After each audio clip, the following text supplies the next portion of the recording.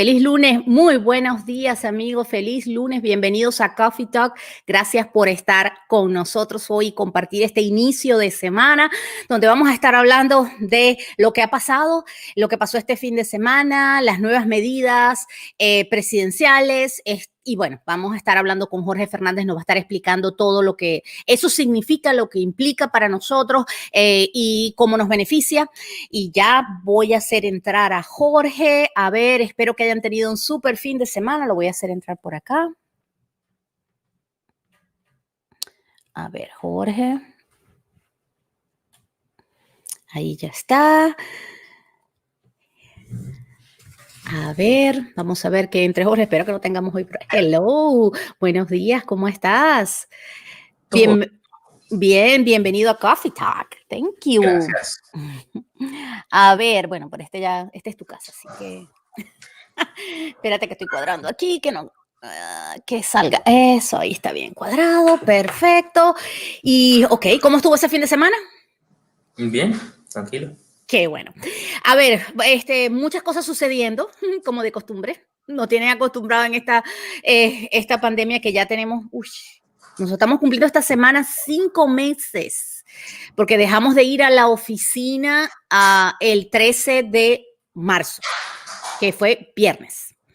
El viernes 13 de marzo fue nuestro último día de la oficina, así que abril, mayo, junio, julio, agosto. 5 meses trabajando desde casa. ¡Wow! ¿Cómo pasa el tiempo? ¿Cuántas cosas han pasado en estos 5 meses? Es así. Es así.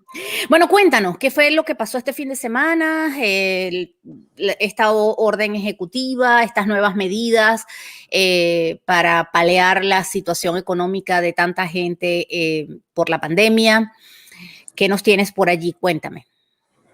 Sí, bueno, el fin de semana el presidente pasó una orden ejecutiva proviendo extensiones y estímulos adicional a ciertas personas, desempleo, Seguro Social y Medicare del empleado en la nómina, tenemos la pantalla alquileres y personas que son dueñas de su propia casa para asistencia y pasó orden ejecutiva porque el Congreso no ha tomado acción. Y eso es algo muy interesante desde el punto de vista político, porque definitivamente es una forma de forzar a que el Congreso tome acción, porque incluso se debate si alguna de estas acciones ejecutivas son legales, si son algo que tiene el poder el presidente para hacer. Entonces, especialmente las que tienen que ver con inversión de dinero, porque normalmente todo lo que es inversión de dinero lo tiene que aprobar el Congreso. El Congreso, sí. O tiene que estar un fondo establecido.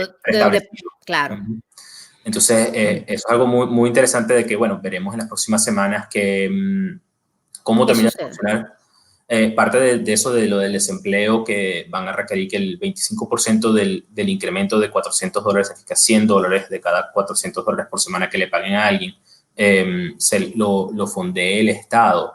Eso también es algo que no se sabe cómo van a poder hacer, porque los estados ya estaban difícil para poder pagar el unemployment que ya estaban pagando. Claro, porque ya no tienen fondos, ¿no? ¿Y de dónde van a sacar esos fondos?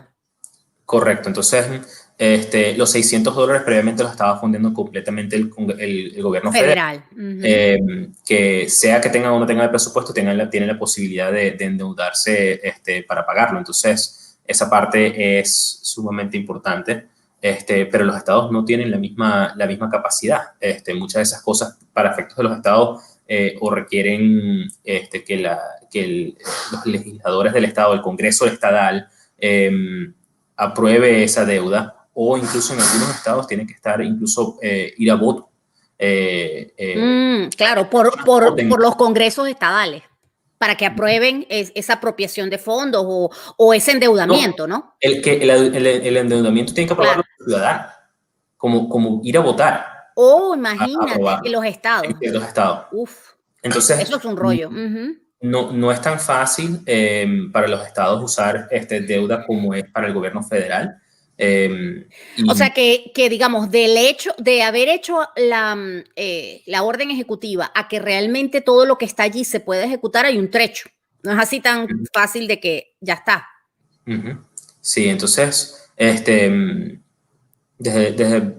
creo que parte de lo que estaban como intentando de hacer es decir, ok, ¿cuál es el mínimo? Porque entonces ahora pusieron unas expectativas.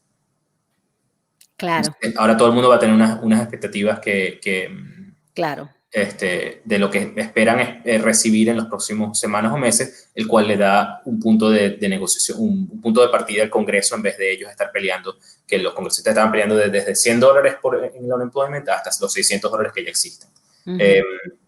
Entonces, esa parte creo que desde ese punto de vista de repente agilizar cosas puede ayudar, pero definitivamente abre muchas cosas a confusión porque la implementación de estas cosas normalmente va por un acto legislativo y no... No ejecutivo. Wow, qué complicado todo esto. Es que también yo creo que el hecho de que estemos en un año electoral hace que las cosas se pongan más difíciles porque muchas de las posiciones, o la mayoría, de las acciones que toman tienen que ver con posiciones políticas más que realmente lo que pueda ser adecuado en un momento determinado. Y eso indudablemente pues trae consecuencias y hace que se hagan cosas que no son las más apropiadas en un momento dado. Sí, sí, definitivamente pone todo bajo un microscopio a corto plazo, el cual la mayoría de las cosas de estas se deben ver a un esquema mediano No largo te plazo. preocupes por el ruido, relax. No te preocupes. Ok.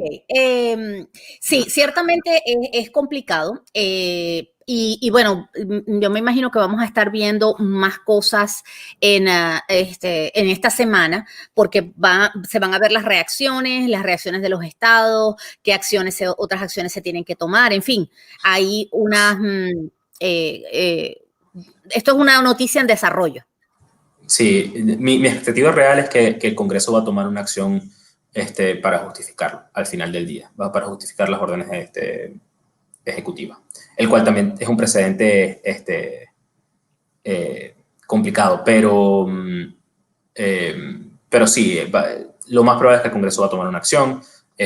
Tienen los dos paquetes, los republicanos dieron su paquete, el acto Heals, el Heals Act la semana pasada, o hace 2 semanas, los demócratas pasaron en la Cámara de Congresistas, faltarían los senadores, pero pasaron en la Cámara de Congresistas el HEROES Act, que es significativamente Los más, representantes a nivel del House. lo pasaron hace 4 meses, entonces, y para eso han estado esperando el acto de la parte del Senado, que tome acción sobre eso o presenten su contraparte del plan o como quieran negociarlo. Pero si se espera acción sobre eso, van a haber medidas que son para individuos y si van a haber medidas también para negocios, especialmente para los negocios que todavía siguen más afectados porque no han podido reabrir, no pueden estar a capacidad, etc. Claro, lo que han hablado es que esta próxima ronda va a tener que ver más con industrias específicas que tienen que han tenido un impacto mayor, porque bueno, no es que no esté impactado todo el mundo, pero ciertamente hay industrias que han tenido un impacto mucho más grande, donde básicamente o están cerradas o están en un mínimo de operación, mientras que otras incluso han aumentado. Y es importante que también eso se tome en cuenta, ¿no? Para ayudar a las industrias específicas. Sí, sí, definitivamente eso es así y bueno, realmente ahorita no hay mucho que hablar desde el punto de vista de cosas específicas que si alguien debe hacer, si debo hacer esto, debo hacer aquello. La realidad es que nada todavía hay que esperar. Una Todo de, la, se desarrolla. Una de las cosas que me llama la atención y que estoy escuchando las noticias ahora en la mañana es que lo que habla sobre los impuestos de nómina, payroll taxes, es un diferimiento, no es que están quitando el impuesto, porque yo recuerdo que en el 2009, con la crisis financiera, hubo una ley así, pero quitaron un 2% de los impuestos de la nómina, pero quitados. O sea, no es que te los debo, no es que te los voy a pagar luego, porque en este caso aparentemente es un diferimiento, lo cual quiere decir que estás como sobrecargando. O sea, es como un pañito de agua caliente hoy. O sea, te difiero, pero igual voy a tener el costo en un momento dado y luego eso también genera un problema porque estás endeudando a los negocios que ya de hecho con el Economic Injury Disaster Loan hay una carga de endeudamiento. Entonces, realmente es un poco complicado la manera. Según yo había entendido esto, esta parte de este payroll tax deferral es solamente para la parte del empleado. Entonces es un endeudamiento para la persona. Entonces el tema es que después el empleado Claro. tiene que cobrárselo en algún momento un monto mayor. Entonces son de esas cosas que son complicadas de manejar. Claro. Y es una carga para la gente, o sea, tú sabes lo que es que se te acumule un dinero y después tengas que sacar o sea, no es fácil. Sí, y esto es netamente un diferimiento porque la parte ejecutiva del gobierno, donde existe el presidente, lo que tiene es los poderes de ejecución sobre las leyes. Ellos no pueden decidir dejar de colectar un impuesto, porque el impuesto lo puso el Congreso por ley. Entonces, creo que en el 2008, estoy casi seguro que eso fue una ley que pasó, Una ley. en el cual hicieron una reducción temporal. Exacto, entonces ese tipo de cosas son, por eso es que por eso lo que están intentando hacer es un diferimiento, pero igual, qué tan efectivo es, no, de repente no es tan efectivo, porque ya las empresas pueden diferir el resto del año sus impuestos de seguro social, no la parte de Medicare. Me imagino que ahora con esto también pueden incluso diferir la parte de Medicare. Eso todavía falta por verse, eso tiene que hablar el IRS de cómo se va a implementar, cuándo lo puedes empezar a hacer. Entonces todo eso hay que aguantarse y esperar y continuar ahorita como venían, pero es complicado, es un tema bien, bien complicado. Sí, porque además desde el punto de vista de implementación y de cómo lo haces, porque si se acaba luego una relación laboral y la persona te debe esa plata, ¿quién termina debiéndola? ¿A quién? O sea, ¿quién la cobra? ¿Cómo? O sea, es muy enredado. Pero bueno, seguiremos viendo el desarrollo, los vamos a mantener con cualquier novedad. Vamos a estar hablando en el transcurso de la semana y si tenemos alguna información importante, pues hacemos algún live o video en el transcurso de la semana para actualizarlo sobre información. Yo creo que pues, es importante mantenerse pendiente de lo que está pasando y de las leyes que sean aprobadas o las órdenes ejecutivas que sean aprobadas. Así que bueno, la semana pasada quedamos en conversar sobre responsabilidades que tienen americanos y residentes que viven en el extranjero. Constantemente vemos gente que no entiende, no sabe, no está clara en cuáles son sus responsabilidades. Yo quisiera que habláramos como de dos grandes áreas, porque una es las personas que vienen a los Estados Unidos y se convierten en residentes fiscales, y el convertirse en residentes fiscales implica que tengan responsabilidad fiscal de declarar sus ingresos a nivel mundial, no importando el tipo de visa que tengan, porque mucha gente se confunde o confunde el concepto de residencia desde el punto de vista de inmigración, de tener un green card, con la residencia fiscal. Y ese concepto es muy importante tenerlo claro. Son dos conceptos totalmente diferentes. Una persona se puede convertir en residente fiscal, y lo hemos dicho en otros programas, por presencia física, indistintamente de la visa que tenga.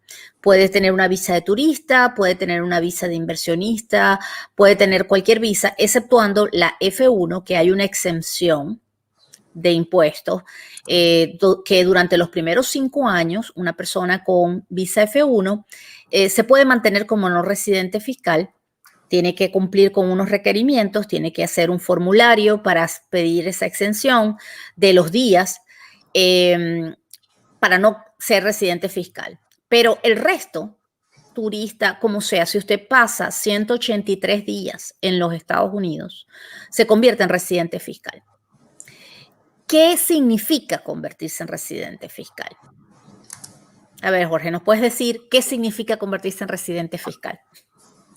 Sí, número uno, tienes que declarar tus ingresos a nivel mundial en los Estados Unidos. Significa que ingresos de cualquier parte de tu país, de otros países, países que no tienen régimen impositivo para los extranjeros, esos también. Entonces, Panamá, Suiza, todos esos sitios también tienen que ser taxados aquí. Entonces, eso es algo muy importante para cualquiera que esté pasando mucho tiempo aquí en los Estados Unidos, si tienes activos significativos o si estás generando ingresos en tu país significativos. Eso es número uno. Número dos es el reporte de cuentas bancarias en el extranjero.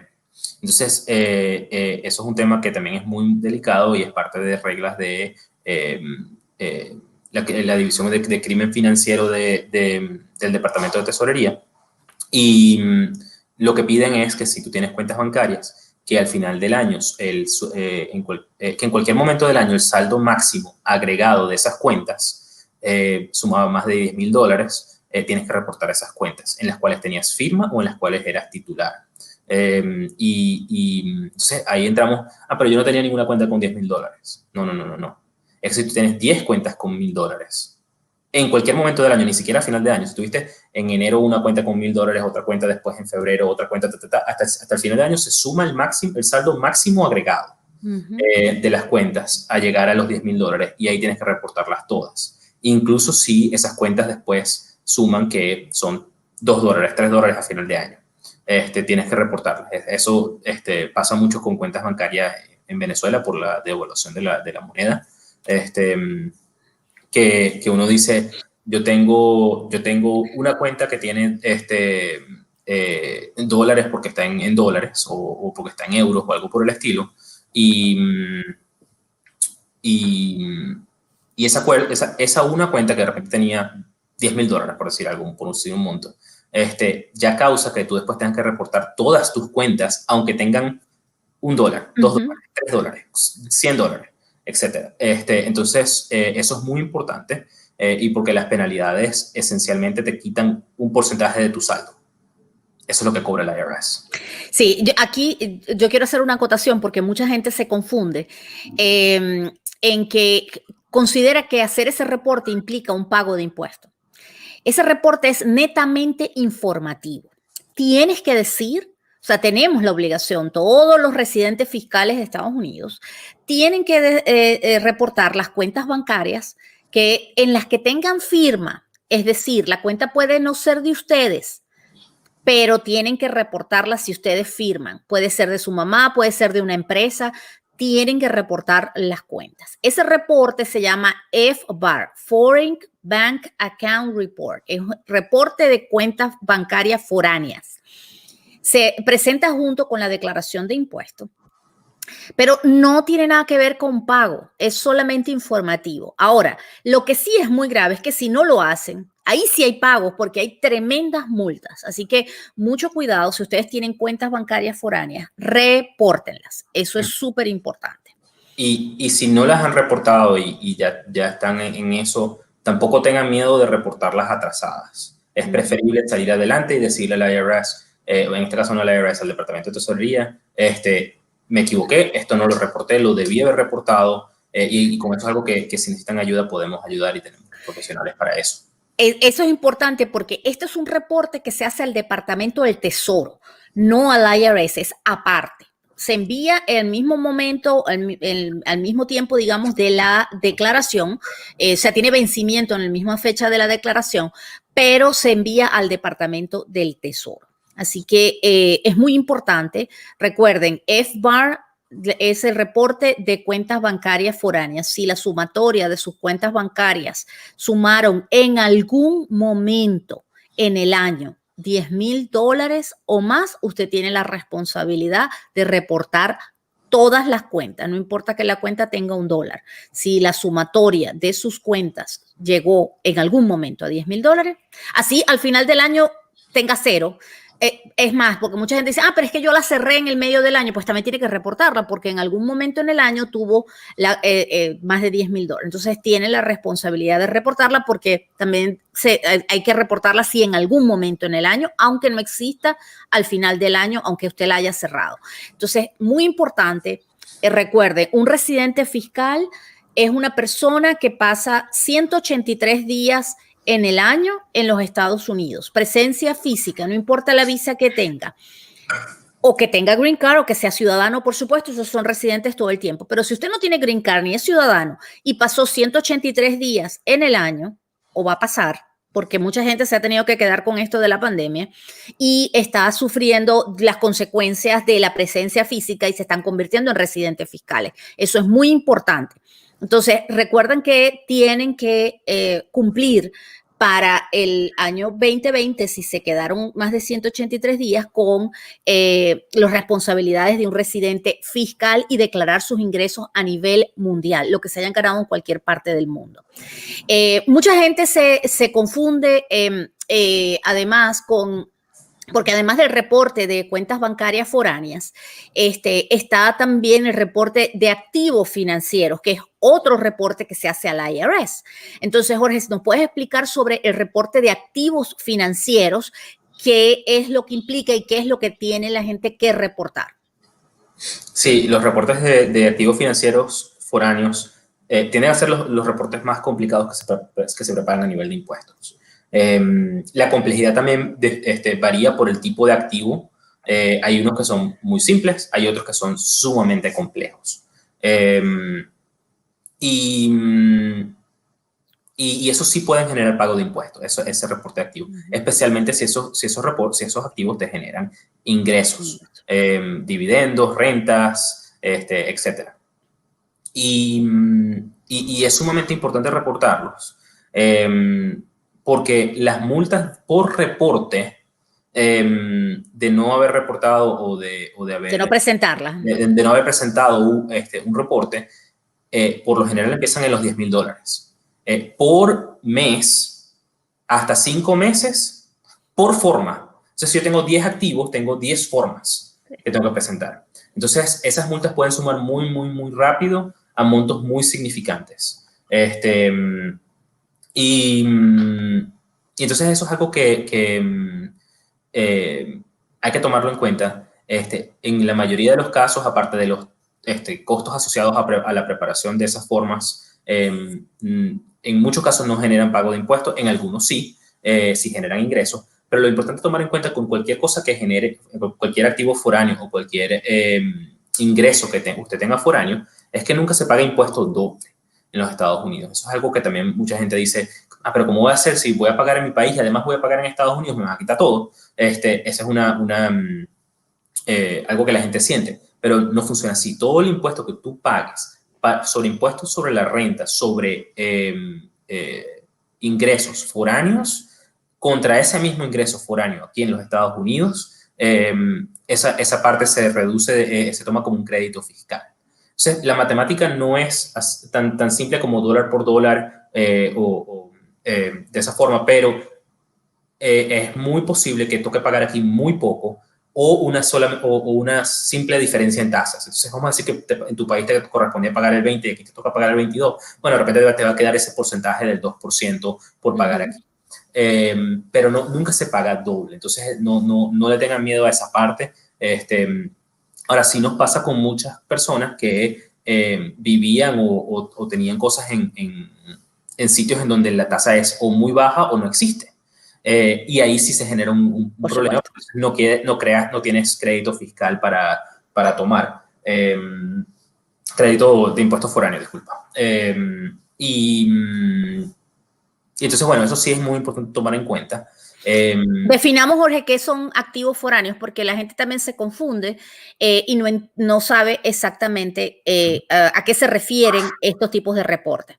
Entonces, los activos financieros foráneos son compañías, acciones o participación en compañías fuera de los Estados Unidos. Okay. Por lo poco que sea la participación, puede ser 0,5%. Compañías inactivas también cuentan, si la compañía no está en uso, mientras la compañía exista y no esté disuelta o liquidada en el registro mercantil o el equivalente de su país, tiene que reportarlo. Tiene que reportarlo. Así esté inactiva. Así está inactiva, correcto. Eso también incluye bonos de deuda con bancos, gobiernos, etcétera. Si usted tiene portafolios de inversión en bancos foráneos a los Estados Unidos, Suiza, España, Panamá, etcétera, esos también tienen sus reportes específicos. Y si se está convirtiendo en residente fiscal, lo mejor que puede chequear ahorita es llame a un profesional que sepa sobre estos temas, porque especialmente si tiene algún tipo de portafolio en bancos, porque cosas como fondos mutuales foráneos son las cosas más costosas que puedes hacer en impuestos para efectos del IRS. Desde el punto de vista del pago de impuestos, tasa, penalidades, etcétera. Entonces, es muy importante planificarlo con tiempo y que sepan cuáles son las consecuencias, sea porque se van a convertir en residente sin querer porque se les tocó quedarse aquí por la pandemia, o porque planifican que se van a convertir en residentes, sea porque están sacando el green card, o porque se van a convertir en ciudadanos, o porque van a pedir una visa para venirse a vivir acá. Entonces, planifiquen con tiempo, porque sí hay cosas que se pueden hacer para minimizar o mitigar alguno de los impactos, o por lo menos planificar para el impacto. O para que tengan la información adecuada al momento del reporte, porque también sucede mucho que simplemente no se esperan y no saben qué información tienen que tener a la mano para poder reportar. Entonces, si usted se tuvo que quedar por la pandemia, está pasando más de 183 días, quiero comentarles algo. Hay una exención de 60 días del test de presencia sustancial. Déjenme explicar qué es el test de presencia sustancial, sé que lo he explicado en otras oportunidades, pero este es un tema que muchísima gente se confunde y no lo tiene claro. El test de presencia sustancial es que si uno pasa 183 días en el año, se convierte en residente fiscal, ¿ok? O sea que si en el 2020 ustedes pasaron 183 días, ya son residente fiscal. Menos hay 60 días desde el 1 de febrero al 1 de abril que están eximiendo de ese test. Quiere decir que si usted llegó antes del 1 de febrero, va a poder quitar 60 días. Si no llegó antes del 1 de febrero, sino que llegó en marzo, en abril, pues en marzo va a poder quitar hasta el 1 de abril. Esa es una exención que hay ahorita por la pandemia. 60 días del test de presencia sustancial. Ahora, ese test de presencia sustancial es de los 3 últimos años. O sea, que uno se puede convertir en residente fiscal porque pase 183 días o más en el año actual, o porque pase 183 días en la sumatoria de los 3 últimos años. ¿Y cómo sacan ese cálculo? Ahí voy. En el año actual se toman los días que estén. Vamos a suponer que en este año el número les da, ustedes agarran los días que han pasado, le quitan los 60 días si les corresponden los 60 días que hay de exención de este año por la pandemia y les da 140 días. No llegaron a 183, quiere decir que hasta ahora no son residentes bajo la regla de los 183 días del año. Pero entonces tienen que revisar cuántos días estuvieron en el año 19, el año anterior. La cantidad de días de presencia física del 19 lo tienen que dividir entre 3, un tercio, ¿ok? Ese número que les da de dividirlo entre 3, lo van a sumar a los días de presencia del 2020. Pero además, tienen que sumar los días de presencia del 18. Por eso es el test de presencia de los 3 últimos años. Para sacar el test del 20, ustedes tienen que sacar un tercio o dividir entre 3 la cantidad de días del 19 y dividir entre 6 la cantidad de días, que es un sexto, del 18. El 100% de los días del 20, un tercio de los días del 19 y un sexto de los días del 18. Si ese sexto, ese tercio y ese 100% suman 183 días o más, usted también es residente fiscal de los Estados Unidos. Así que esa noticia, yo sé que a mucha gente pero ¿eso cómo es? ¿Cómo hago? Ok, usted se tiene que meter en la página del CBP, del Customs and Border Patrol, que es la gente que se encarga de las entradas y de la revisión en las entradas, para sacar su historial de entradas y salidas, que es donde usted se mete a buscar la I-94. En ese mismo lugar dice historial de entradas y salidas. Y usted ahí puede ver todas sus entradas y salidas y de ahí sacar la cantidad de días. Es muy importante que cuando saque la cantidad de días, tome en cuenta lo siguiente. Usted tiene que tomar el día que salió, le resta el día que entró y le tiene que sumar 1, ¿ok? Para que tenga el número adecuado. Entonces, toma sus entradas y salidas del 20, toma sus entradas y salidas del 19, sus entradas y salidas del 18, y si le suman 183 días o más, usted es residente fiscal. Y necesita tomar acción. ¿A qué me refiero con tomar acción? Hay herramientas que uno puede utilizar para mantenerse como no residente fiscal, aunque se haya pasado de la cantidad de días. Pero lo que pasa automático es que usted se convierte en residente. Entonces, si usted quiere, ahí estamos poniendo, recuerden los de Instagram que la versión de YouTube y de Facebook ponemos todas las páginas web y sale toda la información de lo que estamos hablando. Ahí estamos sacando la información del Custom and Border Protection, donde está la I-94 y donde está el historial de entradas y salidas. Entonces, si ustedes se pasaron de los días por el test de los 3 últimos años, hay una herramienta fiscal que uno puede utilizar para mantenerse como no residente fiscal, pero tiene que hacerla, tiene que enviar al IRS un documento, un formulario que se llama 8840, que se llama Closer Connection. ¿Qué es el Closer Connection o conexión cercana?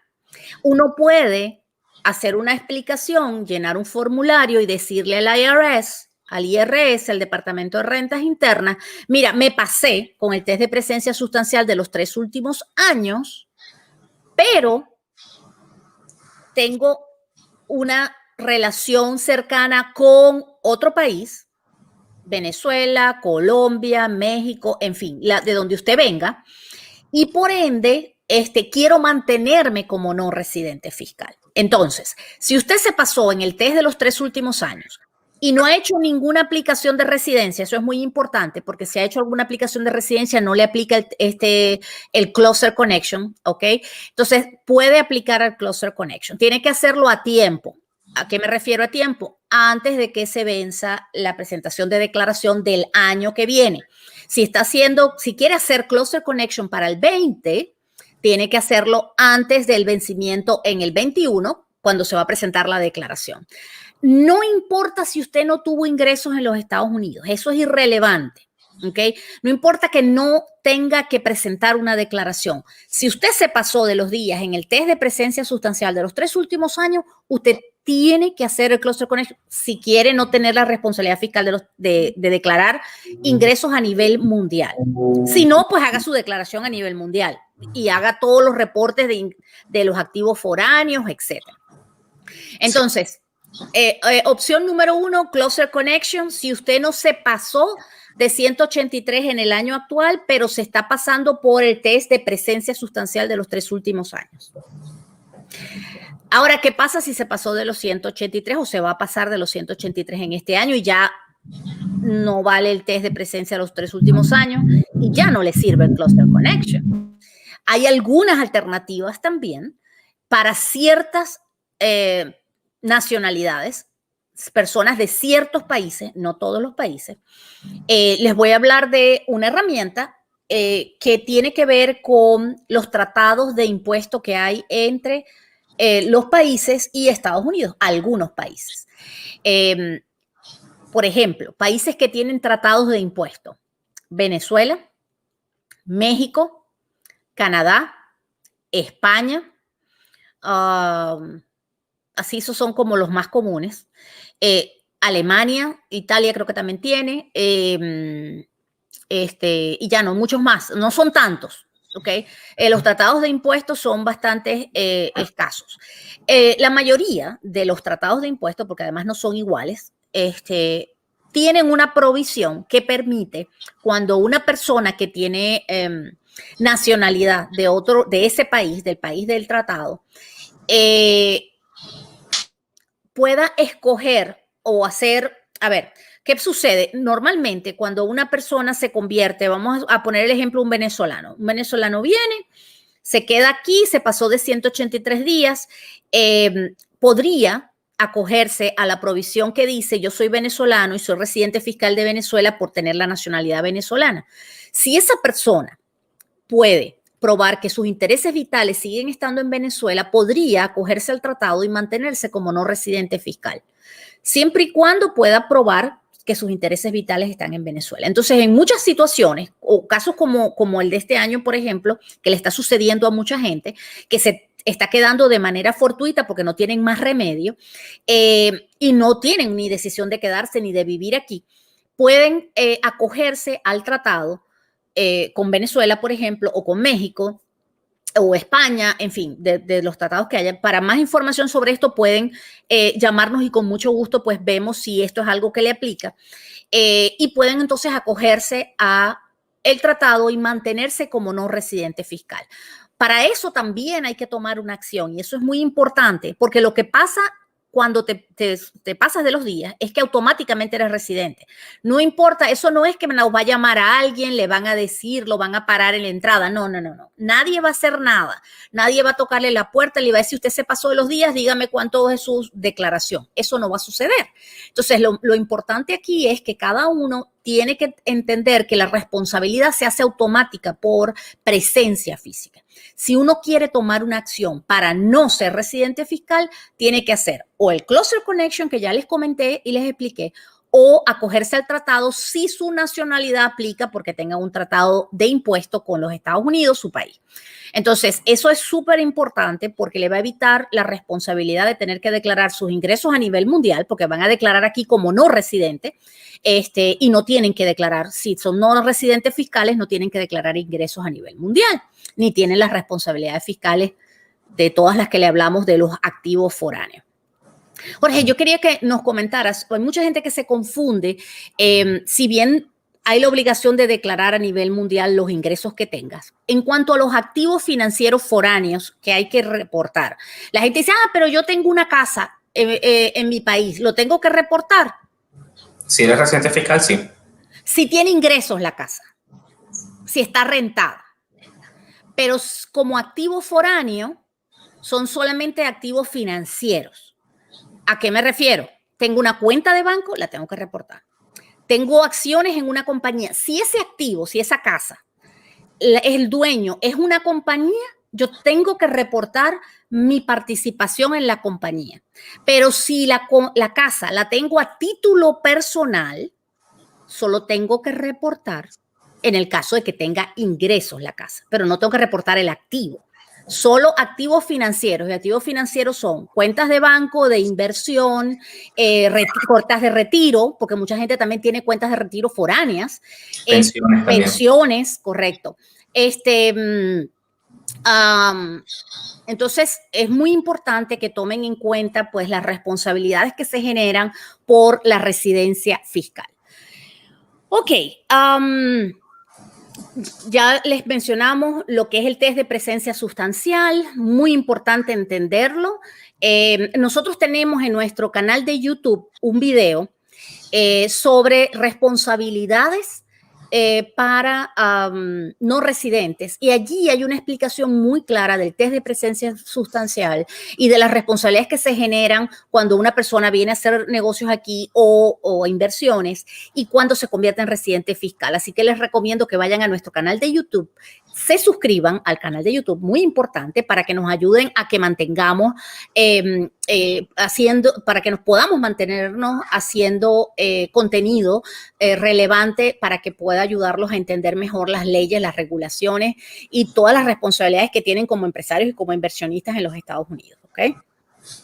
Sí. Así que, déjame tomar café. Sí, hablemos un poco sobre, desde el punto de vista de compañías, pues muchas veces se nos olvida o se les pasa a las personas tomar en cuenta que compañías en el extranjero pueden tener responsabilidades aquí en los Estados Unidos.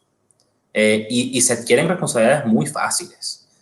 Por ejemplo, una compañía que tiene de México, por ejemplo, que manda a personas a trabajar dentro de los Estados Unidos, puede estar adquiriendo responsabilidades de pagar impuestos sobre esas nóminas en los Estados Unidos. igual que tener contratistas, igual que... Y podrían generarse reportes a nivel federal del IRS, pero también del Estado. Sí, entonces eso es sumamente importante tomar en cuenta, que una compañía extranjera a los Estados Unidos puede tener responsabilidades aquí, sea por presencia física, porque los ingresos provienen de Estados Unidos. Hay que tomar en cuenta las reglas específicas. Y hay muchas reglas muy específicas, entonces hay que verlo caso por caso. Pero eso es sumamente importante. Una cosa muy común que nos encontramos consistentemente es que yo tengo una casa o unas propiedades a nombre de una compañía foránea y no la he reportado.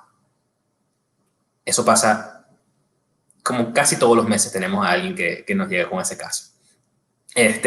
Y sí, esa compañía puede hacer una declaración de impuestos aquí.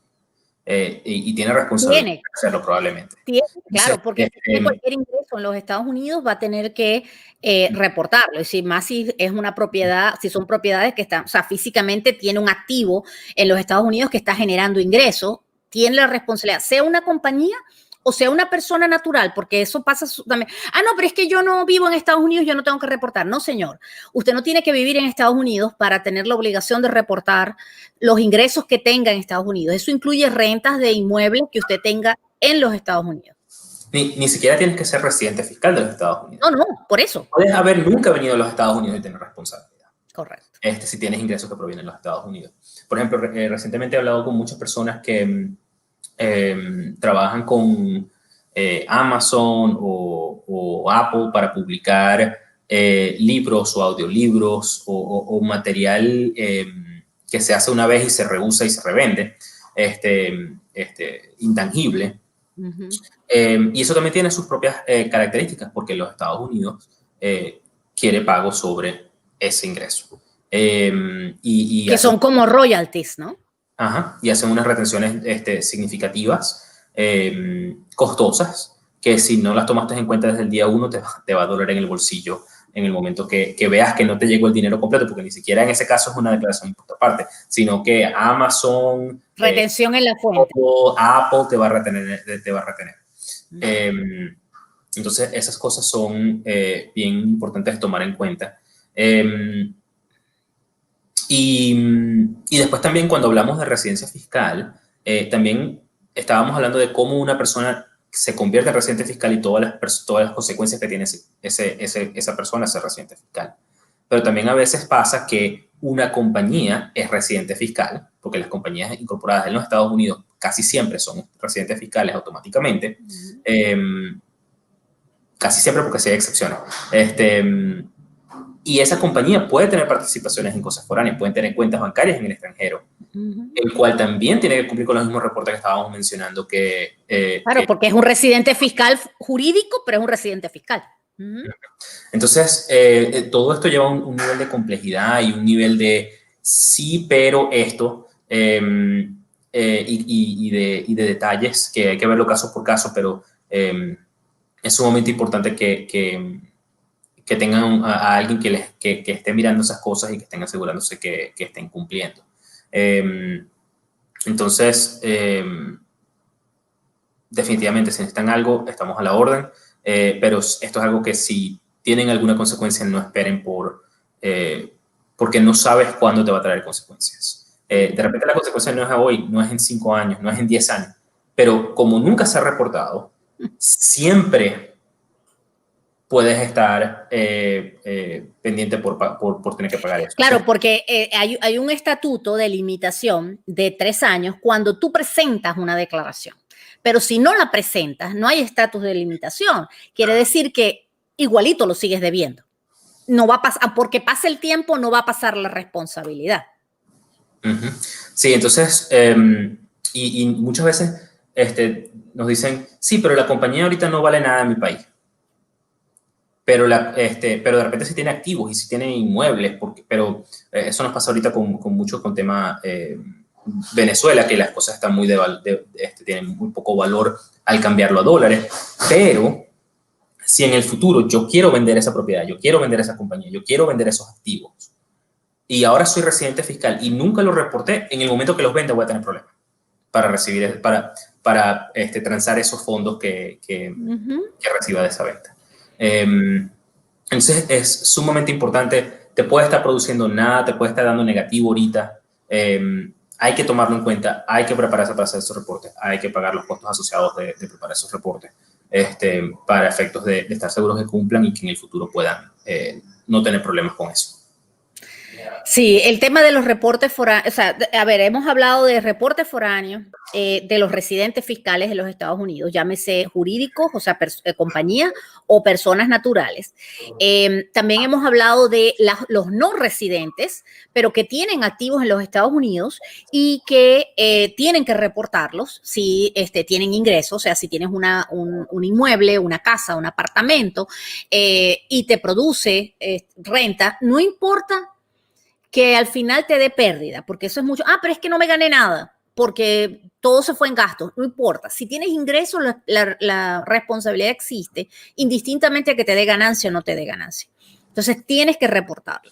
Eso es típico de que nos conseguimos con gente que tiene inmuebles en los Estados Unidos y nunca ha hecho un reporte porque que no viven aquí, por eso no tienen que reportar. No, señor. Usted, si tiene un activo en los Estados Unidos que le produce ingresos como una casa, un apartamento, lo tiene rentado, usted tiene la responsabilidad fiscal de hacer una declaración de impuestos como no residente y declarar ese solamente, porque fíjense, los no residentes solo tienen responsabilidad de declarar los ingresos dentro de Estados Unidos, no ingresos mundiales, ¿ok? Solo los ingresos de sus activos dentro de Estados Unidos, exceptuando intereses bancarios que están exentos para los no residentes, ¿ok? Y también las ganancias de capital cuando estás transando en la bolsa, por ejemplo, que también están exentas. Pero si usted se gana dividendos de una compañía, le van a hacer una retención en la fuente del 30%. Si usted tiene rentas, pues tiene que reportarlas. Si usted tiene participación en un partnership, en una LLC, le van a hacer también una retención en la fuente de la tasa mayor de impuesto, que en este momento es 37%. Eso no quiere decir que le va a tocar pagar el 37%, pero que sí se lo van a retener y luego usted va a tener que hacer una declaración para que le devuelvan la diferencia. Si hay una diferencia con respecto a la tasa que le toque pagar. Así que todos los temas que son tanto personas foráneas que vienen a hacer negocios e inversiones acá y las responsabilidades que tienen, como residentes fiscales, que las obligaciones a nivel mundial, pero también sucede con personas que tienen green card o que tienen o ciudadanos americanos que viven fuera de los Estados Unidos. Y eso nos pasa constantemente. A mí me dijeron que yo no tenía que declarar nada porque yo estaba viviendo fuera de los Estados Unidos. No, señor. No importa donde usted esté, si usted tiene green card o es ciudadano, usted tiene la misma responsabilidad de declarar sus ingresos a nivel mundial. La misma responsabilidad de declarar el FBAR, que es las cuentas foráneas, la misma responsabilidad de declarar sus activos foráneos, igualito como si estuviera viviendo en los Estados Unidos. La diferencia es que, bueno, puede tener un crédito por los ingresos que se gana, hay algunos beneficios que pudiera utilizar para disminuir su carga, pero la obligación de declarar está. Y eso es muy importante. Quiero dedicar los últimos minutos a hablar de lo que es el proceso que hay actualmente de amnistía para las personas que no han declarado sus ingresos, sus activos foráneos. Si usted es ciudadano o residente y usted vive fuera de los Estados Unidos o vive en los Estados Unidos, actualmente hay una amnistía, una especie de amnistía que se llama Streamline. Ese Streamline Process que hay ahorita permite que hagan los reportes. Hay una serie de condiciones, por supuesto, eso tiene que poder probarse que usted no lo hizo a propósito, para que lo que evita esto, pues esto puede tener hasta penas de cárcel. O sea, el tema de los activos foráneos y no reportarlos es tremendo, aparte de económicamente las multas que ya mencionábamos, podría incluso llevar cárcel. Entonces es muy importante. El Streamline Process es un proceso donde usted, si no ha declarado sus activos foráneos, puede acogerse. bien sea que es americano residente viviendo fuera de los Estados Unidos y no ha hecho los reportes, o si es residente y vive en los Estados Unidos y no ha hecho los reportes. El streamline implica que usted declare tanto las cuentas bancarias foráneas, el FBAR que ya hablamos, como sus activos financieros foráneos. En el caso de los americanos o residentes que viven fuera de los Estados Unidos, si usted no lo hizo a propósito y puede demostrarlo y hace sus reportes, tiene que reportar 6 años de FBAR, de los reportes de cuentas bancarias foráneas, y 3 años de los activos foráneos. O sea que tienen que hacer enmienda de mínimo 3 años de sus declaraciones de impuestos sobre la renta en los Estados Unidos y 6 años de los activos foráneos. Eso es lo que el Streamline solicita. En el caso de los residentes o americanos, esto está dando un error aquí. El mismo error del otro día. Tú me sigues viendo por Instagram. Bueno, aquí me sale en negro la pantalla, igual que la del otro día, que dice try again later y está ahí haciendo muy raro. Ok, como ustedes me siguen oyendo, no hay problema. Les mencionaba que el Streamline para las personas residentes o ciudadanos que viven fuera de los Estados Unidos tienen que reportar sus 3 últimos años, enmiendas e incluir los activos y 6 años del FBAR, que son las cuentas bancarias foráneas. En el caso de los que viven dentro de Estados Unidos, también es la misma cantidad de años. La diferencia es que hay una multa del 5% del valor de los activos más alto que tengan en los reportes que están haciendo. Así que ahí sí hay una multa que va a haber, pero se evitan temas de posibilidad de que tengan problemas legales. En fin, es bien importante que se pongan al día y puedan acogerse al Streamline. Con muchísimo gusto, pues podemos apoyarlos en ponerse al día con todo lo que tiene que ver con sus reportes foráneos. Si tienen dudas o preguntas en nuestra canal de YouTube, pueden conseguir información sobre todo esto. Hay un video sobre activos foráneos, hay un video sobre responsabilidades de no residentes haciendo negocios y viviendo en Estados Unidos. En fin, hay videos para todas las cosas que estamos hablando aquí, que es importante. Vamos a tratar de colocarlas en los canales, en YouTube y en Facebook como link para que ustedes puedan tenerlo accesible, pero pueden visitar nuestro canal de YouTube y lo pueden conseguir allí.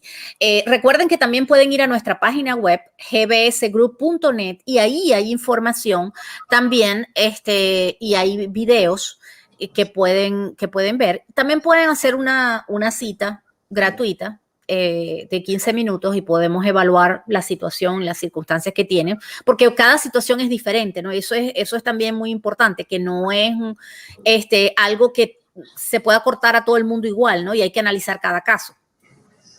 Sí, definitivamente. Bueno, ya se nos está acabando el tiempo, pero yo quería tocar un tema que encontré este fin de semana de mucho interés. Y eran unos números que salieron sobre lo que va de 2020 hasta lo que va del trimestre, de lo que se estima, lo que se proyecta para el resto del trimestre del año. Y esto es algo que quiero que hablemos la semana que viene sobre esto y busquemos algunos ejemplos que lo estén haciendo bien. Es las ventas en línea, el e-commerce, ventas al detalle del 2020. Se estima que va a subir un 18% en contra del año anterior. Y si te fijas, aquí tengo una gráfica sobre cuántos billones de dólares suma eso. Pero todos los años, y esto si buscas esta información hacia más atrás, siempre subía alrededor de la línea azul, subía alrededor de un 1% todos los años. Y este año se estima que va a subir casi un 3,5%. Entonces, eso es un cambio de que nos llevó casi 3 o 4 años en el futuro desde el punto de vista del crecimiento de ventas en línea, toda la situación de COVID. Entonces, si usted como empresa no ha tomado acciones para tener una presencia en línea, de alguna forma, más allá de solamente decir, este es mi página web, aquí está mi dirección, pero y tiene un negocio de tal, tiene que buscar la forma de tener una estrategia para ventas en línea. Sea que sea un complemento a la tienda física, pero tiene que tener alguna presencia. Entonces, esto ya no es que eso es para los jóvenes, ya solamente compran los... Y sé que esto fue un poco brusco el salto de temas, pero sí quería entrar ahí para que entremos en algo que queremos hablar la semana que viene. Es qué cosas pueden hacer compañías que no son nativas para en línea y y cuáles son algunos ejemplos de compañías que lo están haciendo bien, yo tengo mi tienda física, en inglés se dice brick and mortar, y cómo hago para convertir y para darle a eso una estrategia en línea o e-commerce que tenga sentido para mi negocio, y qué cosas puedo ir haciendo para decir, ok, yo a partir de mañana despacho mi producto a todos los Estados Unidos. De repente no tiene sentido porque no tengo la infraestructura para hacerlo. Pero, ok, ¿cuáles cosas puedo ir haciendo para hacerlo? Por ejemplo, me llama mucho la atención cómo, esto es un ejemplo de una compañía muy grande, pero Starbucks. Starbucks, hay algunas tiendas que están abiertas, casi creo que ninguna está abierta para comer ahí o para tomarse el café ahí, pero saltaron completamente a un proceso de orden móvil que ya existía, pero ahora hay tiendas que solamente están tomando órdenes móviles. Entonces, cambiaron la dinámica porque ya tenían una plataforma, ellos tenían ya la plataforma y la continuaron para esto, pero la tienda sigue existiendo, la tienda ha evolucionado. Si tú dices, ahorita no puedo tener el 50% de mi capacidad, pero ¿cómo hago o tengo que estar al 50% de la capacidad, pero ¿cómo hago para vender de esta otra forma?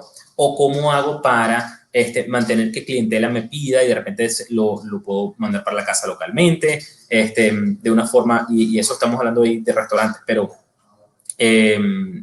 tiendas de libros pequeñas, gimnasios, etcétera, todos tienen alguna estrategia que pueden hacer en línea. Y hay que ser un poco creativo, algunas cosas van a ser innovadoras, algunas cosas van a probar y no van a funcionar. Pero el que estén probando es la forma de crecer a futuro, y de eso quiero conversar la semana que viene, y vamos a tener algunos ejemplos más específicos sobre ejemplos de tiendas pequeñas que hayan implementado una estrategia de crecimiento en e-commerce de forma exitosa. Excelente. Sí, yo creo que ahorita es muy importante que recalquemos sobre ese tema y hablemos y le demos herramientas a la gente que puedan utilizar para llevar su negocio en línea de alguna manera.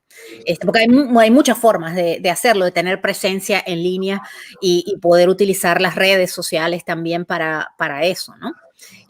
Así que bueno. Muchísimas gracias, Jorge. De verdad que un placer. Mañana es nuestro día financiero. Vamos a tener de invitado a Luis Mago. Él es un estratega de negocios y nos va a estar hablando sobre las estrategias que podemos hacer en una situación como esta y cómo lograr sacar adelante nuestro emprendimiento. Así que va a estar súper interesante. Él asesora a empresas grandísimas y va a estar con nosotros. Va a ser muy, muy interesante su visión y su punto de vista.